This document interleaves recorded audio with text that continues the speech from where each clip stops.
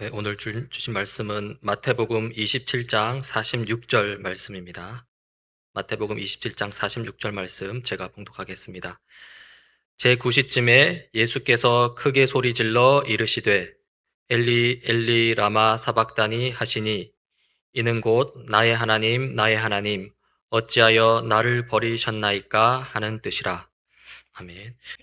우리 사람이 무엇을 행동을 할 때 무슨 근거로 결정을 하느냐에 대해서 벤tam이라는 철학자가 기쁨 쪽으로 그리고 또 고통을 피하는 쪽으로 그 두 개가 우리 삶의 모든 행동을 결정하는 주인이다, 그렇게 이야기했습니다. 사실은 우리가 흔히 긍정적이다 하는 건 모두 행복적으로, 기쁨적으로 이끄는 것이고, 그리고 부정적이다 하는 건 대개 고통으로 이끄는 것입니다. 그런데 대부분 이 행복 추구에 관심을 많이 썼어요. 벤tam도 결국은 최대 다수의 최대 행복해서 행복에 관심을 썼습니다. 고대 그리스 사람들도 이 고통에 대해서는 아주 부정적으로 봤어요. 우리 사람이 고통을 당하는 건 몸 때문에, 그런데 몸이라는 것은 아주 하층이다.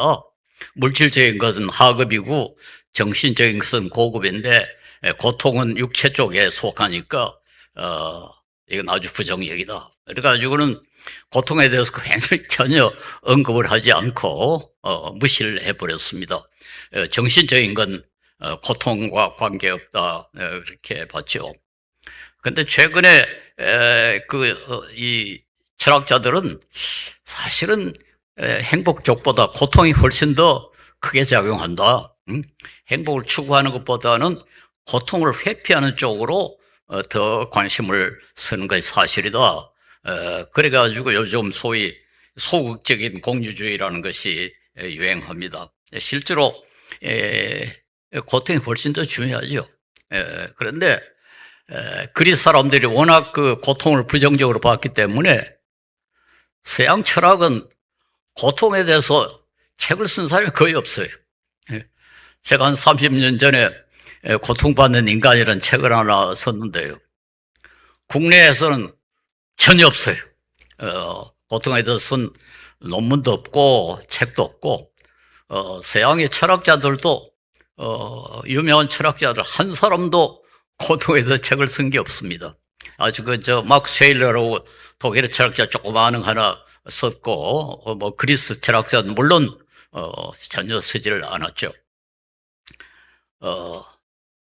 그런데 이제 종교는 아무래도 조금 이 고통에 대해서 관심을 많이 써야 되지 않을까, 이제 그렇게 생각하는데, 실제로 이 종교 가운데 불교만 사실은 고통에 대해서 관심을 많이 썼습니다.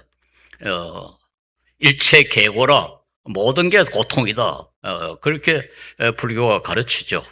그리고는 그 고통으로부터 벗어나는 방법을 뭐 욕심을 버려라, 영관을 버려라, 그쪽으로 그렇게 강조를 했죠. 그러니까 불교도 고통에 대해서 상당히 관심을 많이 썼는데도 불구하고 그 고통 그 자체가 어떤 것인가에 대해서는 그렇게 많이 따지질 않았습니다.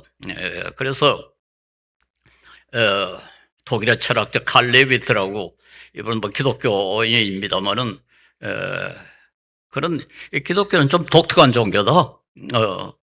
이 그리스 사람들은, 그리스 철학자들은 이 고통이라는 건 육체와 관계 있고 육체는 하급이기 때문에 이건 뭐 관심도 쓸 필요가 없다. 그런데 예수 믿는 사람들이 구세주가 예수님인데, 구세주인데 구세주가 십자가에 못 박혀 죽었다. 그러니까 이건 말도 안 된다. 하나님, 신은 육체가 없는 게 특징인데 그리스 사람들은 그렇게 봤거든요. 완전히 정신적이니까 그러니까 신에게는 고통이 있을 수가 없죠. 그런데 기독교인들은 예수님은 하나님인데 또 구세주인데 고통을 당했다, 이건 말도 안 된다. 그래가지고 바울사도가 고린도전서 1장 23절에 그리스도가 십자가에 달려 있었다는 것은 유대 사람에게는 끄리낌이요 이방 사람에게는 어리석은 것입니다. 어리석다. 말하자면 무식하다. 그럼 말도 안 된다. 어떻게 구세주가 십자가에 못 박혀 죽었냐?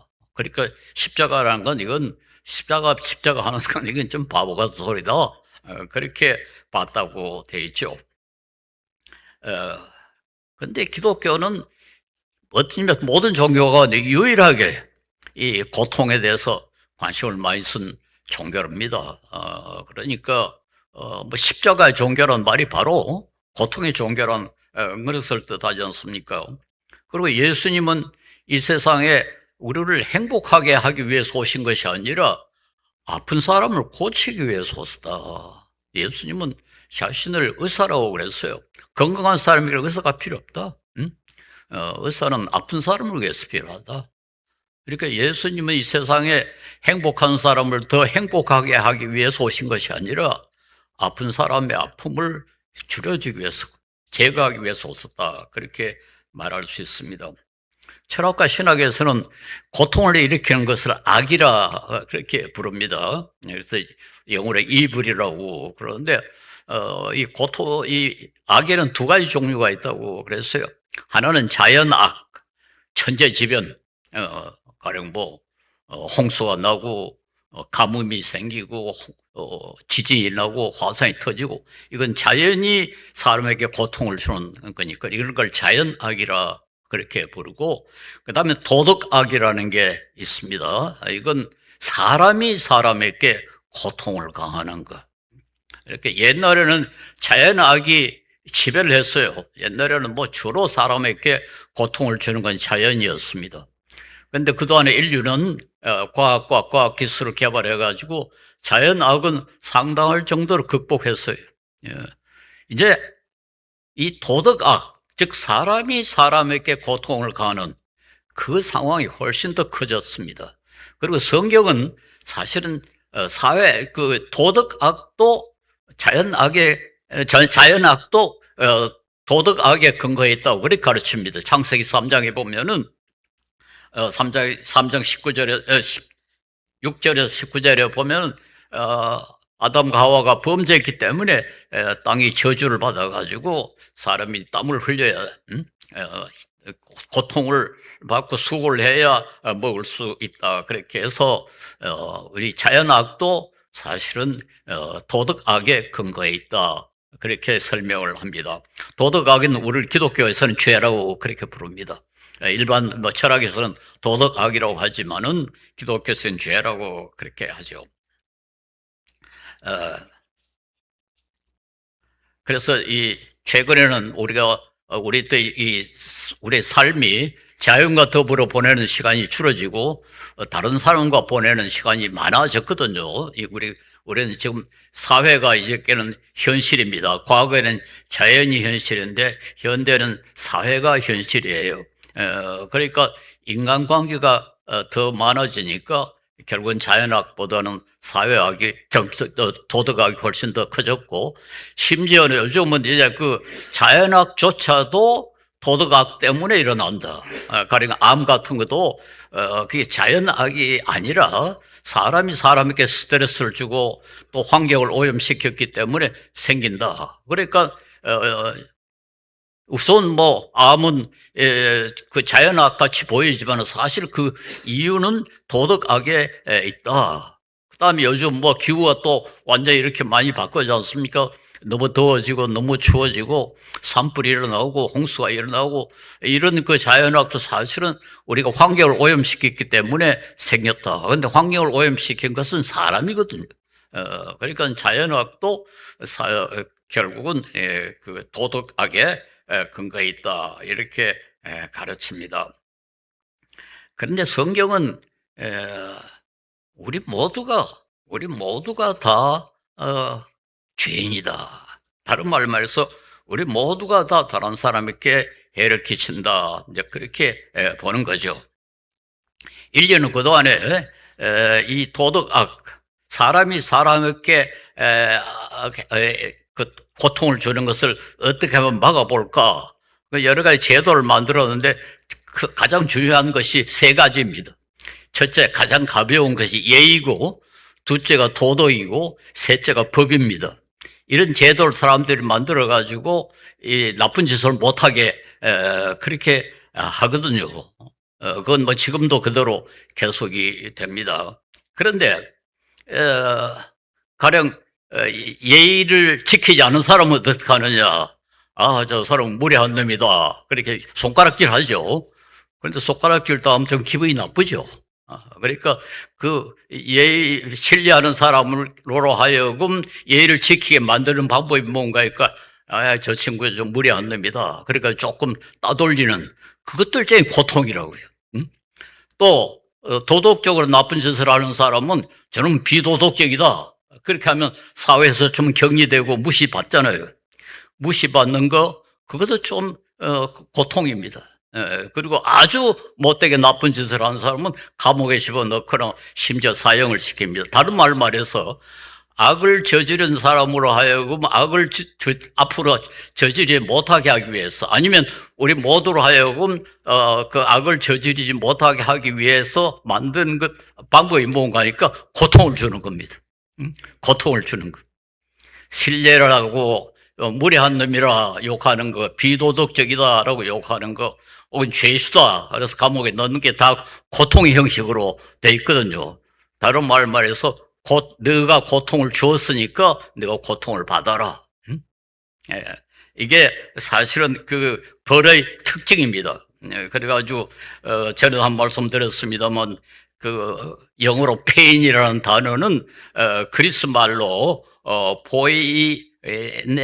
보이네라는 단어에서 나왔다고 그럽니다. 나전에서 뭐 보이네라고 그러는데 이게 보이네는 히랍 신화에 그리스 신화의 복수의 신이에요. 복수의 신. 그러니까 나쁜 짓 했으면 너도 그만큼 다른 사람에게 요만큼 고통을 줬으면 너도 그만큼 고통을 받아라. 그래서 옛날에는 이 처벌의 방법이 눈은 눈으로 이는 이로 이걸 갖다가 달리오니스라고 달리온 법칙이라고 그러는데요. 복수법 혹은 일종의 응보법이라고 그렇게 부릅니다만은 어떤 사람이 다른 사람의 눈을 다치게 했으면 그 사람 눈을 그만큼 다치게 만든단 말이에요. 그 사람의 이를 가령 부수었더라면 부순 사람의 이를 그만큼 부수는데 그걸 갖다가 응보법이라고 그렇게 했는데 그게 뭡니까? 이게 네가 다른 사람에게 그만큼 고통을 줬으니까 너도 그만큼 고통을 받아라. 그게 처벌의 핵심이거든요. 이와 관계가 재미있는 게 전에도 한번 소개했습니다만은 핀란드, 스웨덴, 스위스 이런 나라에는 재산 비례 벌금제라는 게 있어요. 재산 비례 벌금제는 뭔가니까 이 경미한 절도, 교통위반, 재물 손괴, 가벼운 폭행 이런 것에 대해서는 벌금을 내는데 벌금을 어떻게 매기는 거 하니까 재산에 비례해가지고 벌금 액수가 결정이 돼요. 그러니까 부자는 훨씬 더 많이 내고 가난한 사람은 벌금이 좀 적습니다. 똑같은 교통위반을 해도 이 부자는 훨씬 더 많이 벌금을 내고 가난한 사람은 적게 내요. 그래서 이제 그게 불평하는 사람이 있어요. 왜 똑같이 나쁜 짓을 했는데 왜 어떤 사람에게는 벌금을 많이 매기느냐? 그 이유는 뭔가 하니까 부자한테는 가령 1, 2만 원 벌금 내봐야 하나도 고통스럽질 않아요. 그러니까 벌이 아니에요. 벌해달라면 고통스러워야 되거든요. 그러니까 가령 돈이 엄청나게 많은 사람은 신호를 위반하면 100만 원.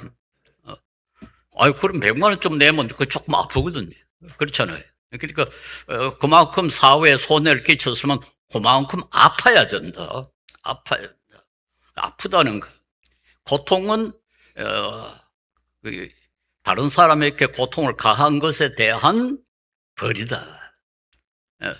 그런 식으로 우리 제도가 되어 있습니다. 근데 성경에 보니까 우리는 모두 그런 죄인이다. 모두 죄인이다. 다른 말로해서 우리는 모두 누구에게 고통을 가하고 있다. 그런 말이죠. 죄인이란 말이 바로 그거죠. 로마서 3장 10절에 13절에 유명한 구절이죠. 의인은 없다. 한 사람도 없다. 깨닫는 사람도 없고 하나님을 찾는 사람도 없다. 모두가 곁길로 빠져서 슬보가 없게 되었다. 선한 일을 하는 사람은 없다. 한 사람도 없다. 그 말은 뭡니까? 우리는 모두 고통을 당해야 된다. 왜냐하니까 우리가 다른 사람에게 고통을 가했기 때문에. 근데 우리가 언제 우리가 다른 사람에게 고통을 가해? 응?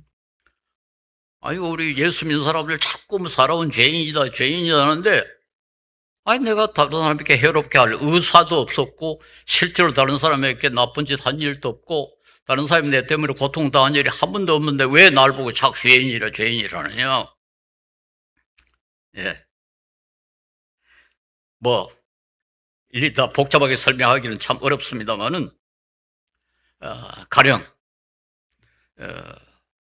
우리나라가 예를 들어서, 무슨 탱크를 아주 잘 만들어가지고, 지금 수출 잘 되잖아요? 좀 수출이 잘 되면은, 돈이 들어옵니다. 그렇잖아요.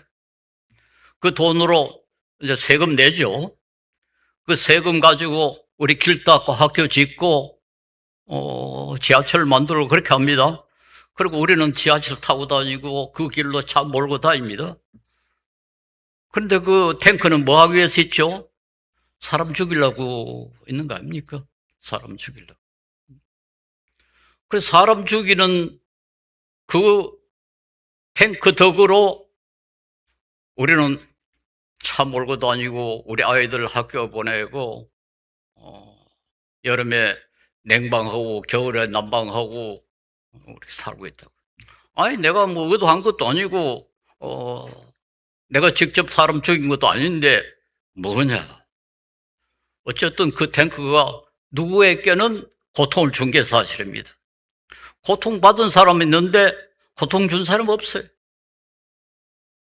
그런데 우리는 덕을 봐요.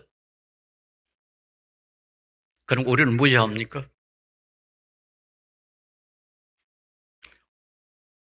이게 하나의 예입니다. 하나의 예입니다. 요즘 정의라는 것이 상당히 확립이 됐습니다만, 나라 안에서는 그래도 우리나라에 어느 정도 정의가 들어섰습니다만, 그러나 나라와 나라 사이에는 아직까지 약육강식의 관계로 이루어지고 있거든요. 가령 이란 전쟁 보세요. 아니, 미국이 무슨 권리로 남나라에 가서 이렇게 붙습니까? 아니, 핵폭탄을 만들었으니까 그런다. 아니, 핵폭탄 하는데 왜 미국이 가서 그 나라 뜰에 붙습니까? 얼마나 많은 사람이 죽었습니까? 틀림없이 죽었어요. 누가 죽었어요. 그걸 약육강식이라, 국제관계는 아직 약육강식인데, 우리나라는 옛날에는 약육 쪽이었어요. 근데 요즘 우리는 강식 쪽에 들어가 있습니다. 강식 쪽에. 아니, 우리가 한 번도 약한 나라를 이렇게 착취한 일도 없고 공격한 일도 없는데 무슨 약육강식이냐? 우리 무역으로 돈을 번다는 것은 결국은 어떤 나라는 그만큼 가난해지고 어떤 사람은 우리 때문에 고통을 당합니다. 고통당하는 사람이 틀림없이 있어요. 그런데 고통의 이익에 우리가 동참을 하고 있습니다. 우리가 의도적으로 했든 의도적으로 하지 않았든 우리는 어차피 누구에게 고통을 가하고 있다. 이렇게 말할 수 있습니다. 다른 사람이 고통을 가하는 거, 우리 성경이 죄라고 할 때, 우리 윤리학에서도 악이라고 할 때,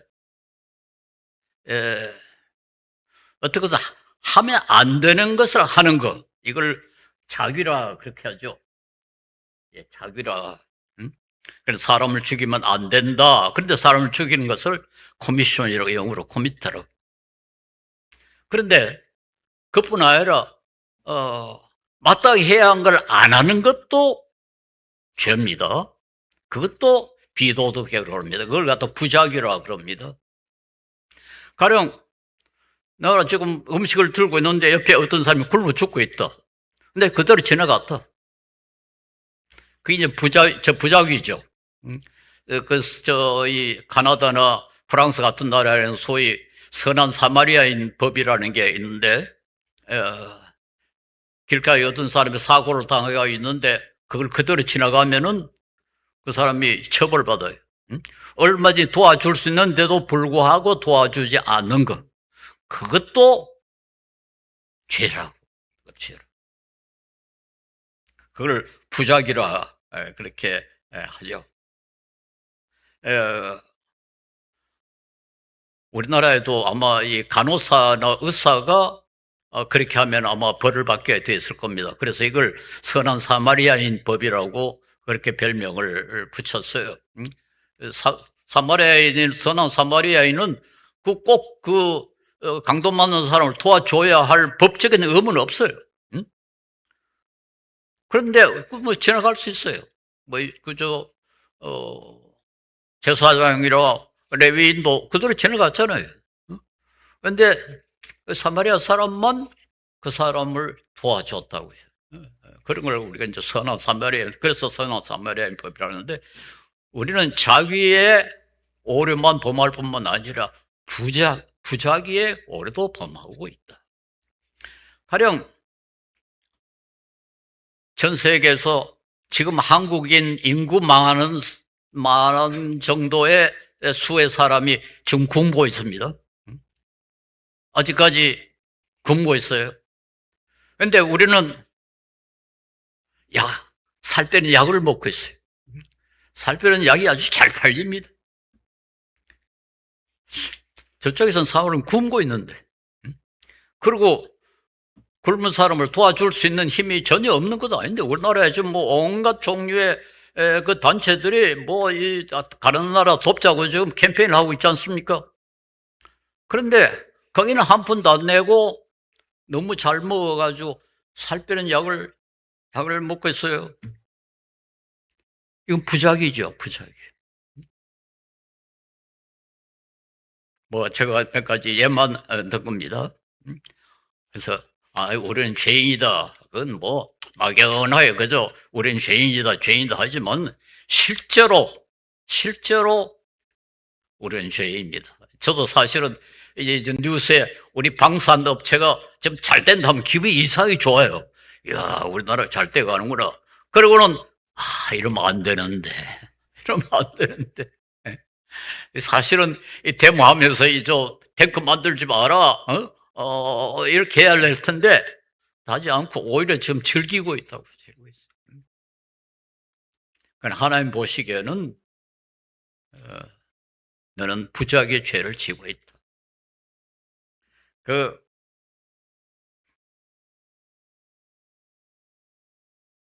부자 청년, 부자 청년 예수 믿어 와서 내가 어떻게 하면 영생을 얻으리까? 율법 지켜라.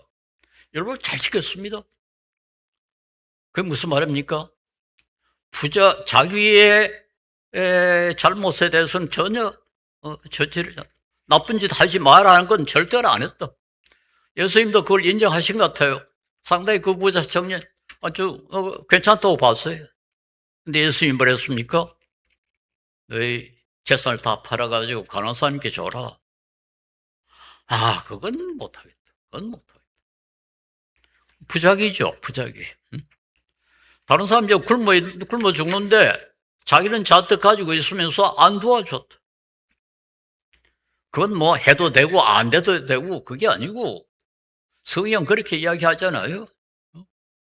나중에 그 오른편에 있는 사람, 왼편에 있는 사람 볼 때 그랬잖아요. 내가 굶주렸을 때, 목말랐을 때 마실 걸 줬고, 내가 굶주렸을 때 먹을 걸 줬다. 우리가 언제 그랬습니까? 예수님 뭐랬습니까? 지극히 작은 소자 하나에게 한 것이 곧 내게 한 거다. 부작위. 그리고 우리 아무도 나는 실제로 그냥 원칙적으로 우리 죄인이다. 성경이 그렇게 말하니까 우리는 죄인인가 보다. 그렇게 할 게 아니고 실제로 우리는 죄인이다.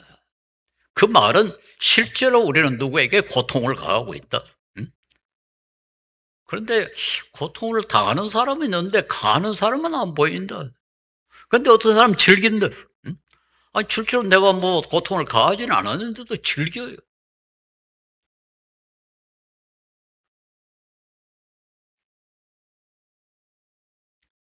예, 우리가 에, 의식적으로 혹은 무의식적으로 지은 죄 때문에 예수님은 우리 죄를 자기의 몸소 지시고서 나무에 달렸습니다. 베드로전서 2장 24절. 그것은 우리가 죄에는 죽고 의에는 살게 하시려는 것이었습니다. 그가 매를 맞아 상함으로 여러분이 나음을 얻었습니다. 그런데 나쁜 짓을 요만큼 하면 벌도 요만큼 받고, 나쁜 짓을 이만큼 하면 이만큼 벌도 이만큼 받지 않겠습니까? 그런데 우리 모두의 죄를 다 예수님이 다졌다면 어떨까요? 저는 오늘 본문의 말씀, 나의 하나님, 어찌하여 나를 버리셨나이까? 여기 우리 본문에 보면 제9시쯤이 예수께서 크게 소리질러 이르시되, 크게 소리질러 이르시되, 이 단어가 신약성경 여기밖에 안 나온대요. 아주 딱 한 번, 이렇게, 물론 마가복음에도 나오면, 요 사건 이해 때는 요 단어가 사용되질 않았대요. 근데 주석에 보니까 이것도 굉장히 감정적인, 그저 객관적으로, 이렇다, 서술한 게 아니고, 이게 굉장히 격정적인, 말하면 엄청나게 고통스러울 때, 그런 걸 표현한다. 뭐 성경이 그렇게 말하고 있지는 않습니다만, 우리 모두의 죄를 예수님이 다 씻었다면은 고통은 엄청나질 것이다. 아까 재산 비례 벌금제를 했잖아요. 재산에 비례해가지고 비례가 벌금을 내긴다는 건 잘못한 것에서 그만큼 아파라 그 말 아닙니까? 그만큼 아파라. 우리 모두의 죄를 다 예수님이 씻었다면은 엄청나게 고통스러울 것이다. 그리고 주석책에 보니까 예수님이 하나님을 부를 때 아버지란 말을 사용 안 한 건 여기뿐이래요. 다른 데는 다 하나님을 말할 때 아버지, 하나님 아버지, 그렇게 아버지라는 말을 쓰는데 여기는 없대요. 하나님, 공적입니다. 그때는 하나님은 아버지가 아니고 재판관이에요, 재판관. 그래서 나의 하나님, 어찌하여 나를 버리셨나이까? 이건 너무 고통스러워. 너무 고통스러워서 부르짖은, 여기 소리 질러 가로되 아마 엄청나게 고통을 당했을 것입니다. 그런데 왜 또, 헬라 말로 다 나의 하나님, 어찌하여 나를 버리셨나이까 충분할 텐데 왜 구태 이 성경에는 라마 사박다니 왜 아람어를 또 여기다 사용했을까? 그 앞에 엘리는 히브리 말을 합니다. 나의 하나님 히브리 말이긴데 요 라마 사박다니는 그때 예수님이 평소에 사용하던, 말하자면 요즘 말하면 모국어예요. 모국어. 왜 구태의 그 말을 여기다가 썼을까요? 이 마태와 마가는 왜 구태의 예수님의 그 아람어 라마 사박다니라는 말을 여기다 썼을까요? 예, 우리가 외국에 나가서 있다가도 굉장히 반가울 때는 아이 야 오랜만이다. 응? 너무 아프면 엄마, 마더 안 그러죠? 응? 여기가 나가지고 아주 아프면은 too painful 그렇게 하겠습니까? 너무 아파. 응? 아주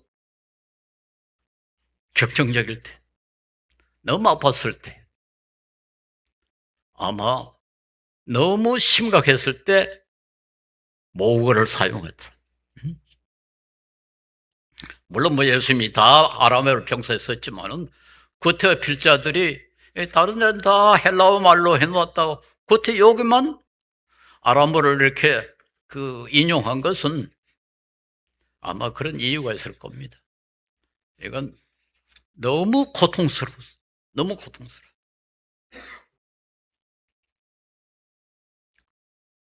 그래서 예수님과 동시대에 살아있던 치체로라는 로마의 철학자, 거의 뭐 같은 시대에 살았습니다.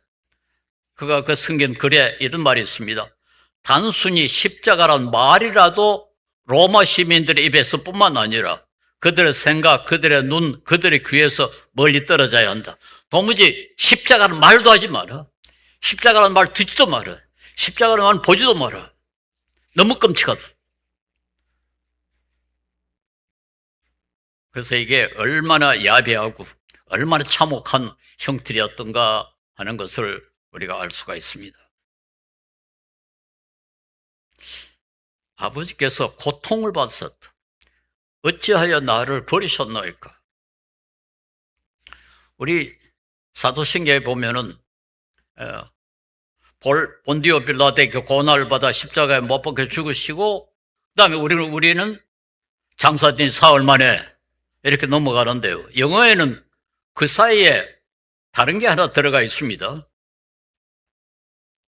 십자가에 못 박혀 죽으시고 다음에는 어떻게 지옥으로 내려가셨고 이상하게 우리 사도신경에 여기 속 빠졌어요. 다른 나라 사도신경은 다 지옥으로 내려갔다고 되어 있어요. 그렇죠. 어떻게 해서 빠졌는지 모르겠어요. 하여튼 뭐 제가 일일이 찾아봤습니다만은 뭐 왜 어떤 과정을 거쳐가 욕을 뺐는지 아무도 설명을 하질 않아요. 그런데 어떤 분은 이 사도신경 어떤 버전에는 옛날에도 없었던 때가 있었다. 그렇게 이야기를 합니다. 그리고 대부분의 우리 좀 한국 신학자들은 그 빼는 게 옳다.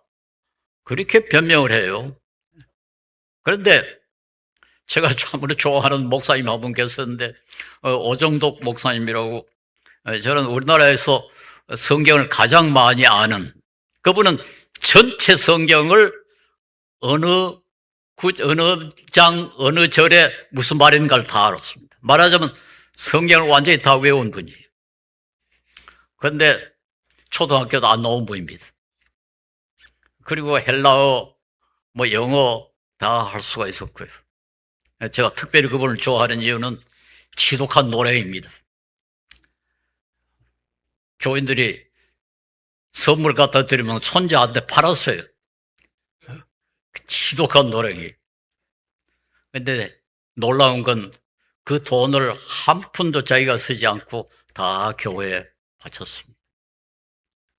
그래서 그분이 돌아갔을 때 저도 이 두 권 쓰고 상주 노릇을 좀 했어요.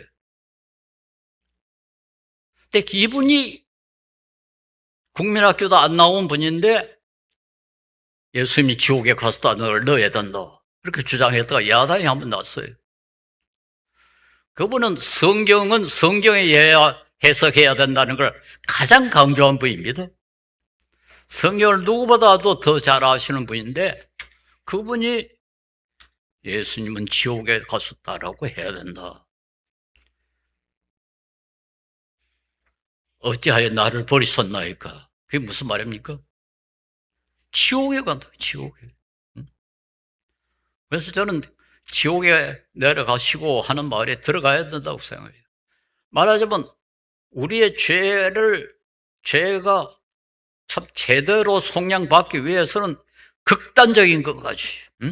우리가 다 우리 죄 때문에 지옥에 가야 되는데 예수님이 대신셔서 예수님 지옥에 갔어요. 그렇잖아요. 그 정도로 심각한 그런 고통을 당하셨습니다. 말하자면 극단까지 갔었다. 그렇게 할 수 있죠. 이렇게 친히 고통을 당했었기 때문에, 얼마나 고통스럽기 때문에 어찌하여 나를 버리셨나이까. 그런데 히브리서 4장 15절을 보면 우리의 대제사장은 우리의 연약함을 동정하지 못하시는 분이 아닙니다. 그는 모든 점에서 우리와 마찬가지로 시험을 받으셨지만 죄는 없으십니다. 여기에 우리의 연약함을 동정하지 못하시는 분이 아닙니다. 이 동정이란 말, 우리가 뭐 잘 알죠. sympathiz이라는 건 영어로 sympathize하고 거의 그대로죠. sympathize, 동정한다. 여기 sympathize, 여기 심이라는 말은 가치라는 뜻이고, path라는 말은 격정이라는 뜻도 있지만은 고통이라는 뜻도 있습니다. 같이 아파한다. 예수님은 우리의 시험, 우리가 당하는 시험, 뭐 고통이라도 되죠. 우리가 당하는 고통과 함께 하실 수 있다. 왜? 당하셨기 때문에. 본인이 당하셨기 때문에 누구보다도 그 어떤 고통보다도 더 큰 고통을 당했기 때문에 우리가 어떤 고통을 당해도 예수님은 동정하실 수 있다. 그래, 나도 그랬다. 나도 그렇게 아팠다.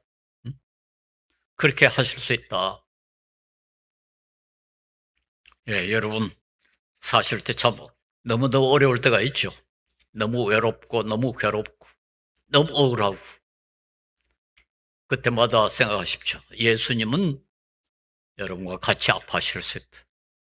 왜냐하면 예수님이 직접 당하셨기 때문에. 만약에 예수님이 부자들로 태어나가지고 아무 고통도 안 당하고 잘 지났으면 우리가 배고프다면 왜 배가 고파 먹어 그러지 않겠어요? 그러나 본인이 한번 배가 고픈 사람은 야, 참 힘들겠다. 나도 그랬다. 저도 중학교 다닐 때 좀 굶어봤기 때문에 지금도 누가 굶는다 하면 마음이 조금 달라져요.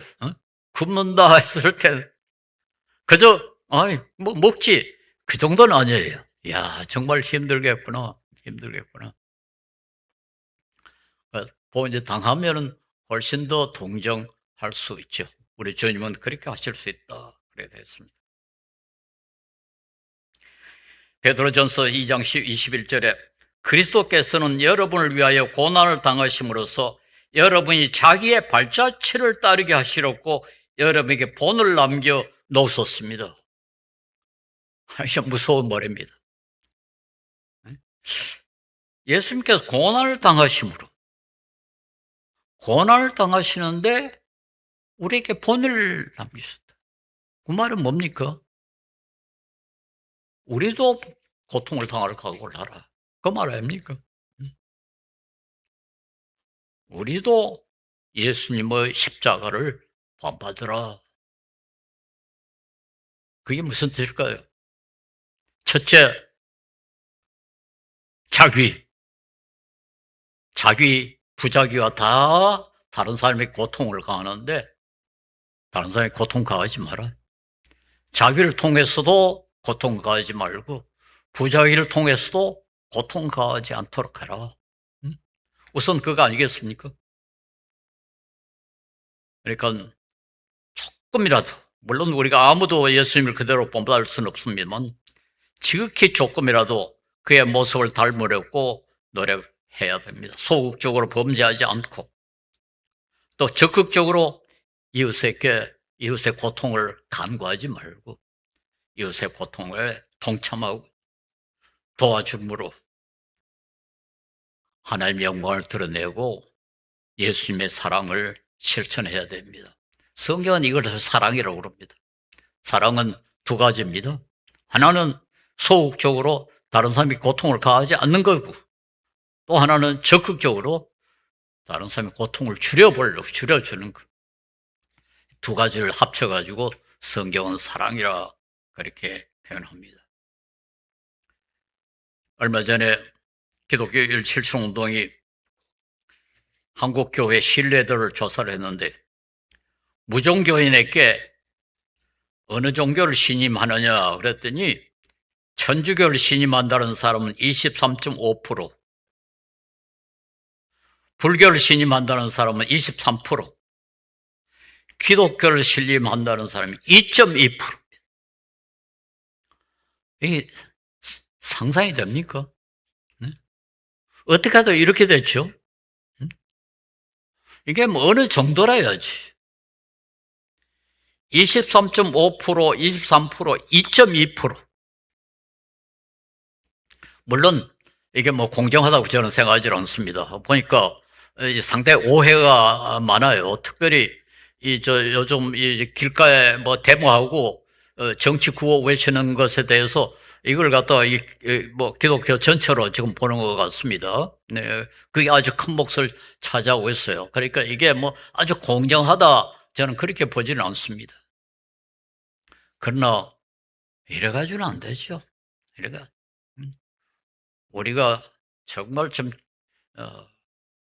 사랑을 좀 베풀었다면 자기 부자기를 그 오류를 범하지 않고 조금 손해봤습니다.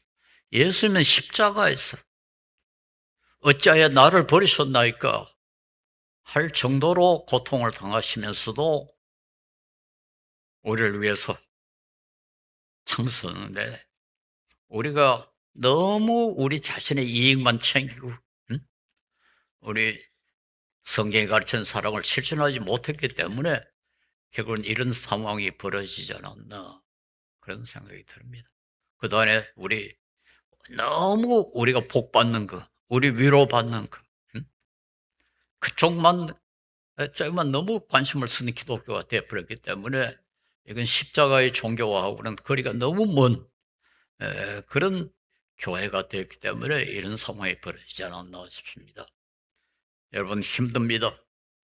우리 삶이 다 힘듭니다. 그러나 주님의 그 고난을 생각하고 그래서 그래도 이 위대한 주님의 사랑을 실천한다는 것이 이게 얼마나 큰 특혜고 명예고 영광이라고 생각하시고 조금씩 손해보고 조금씩 참고 하나님의 사랑, 십자가의 사랑을 실천을 할 수 있기를 바랍니다. 기도하겠습니다.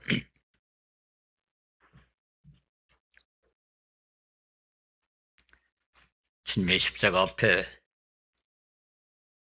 저희들은 부끄러울 뿐입니다. 주님 앞에 너무 부족하고 너무 편안하게 우리의 욕심만 채우고 살았습니다. 주님께서 용서해 주시옵시고 우리에게 내버려 두시지 마시고 성령으로 우리를 붙들어주셔서 주님의 모습을 지극히 조금이라도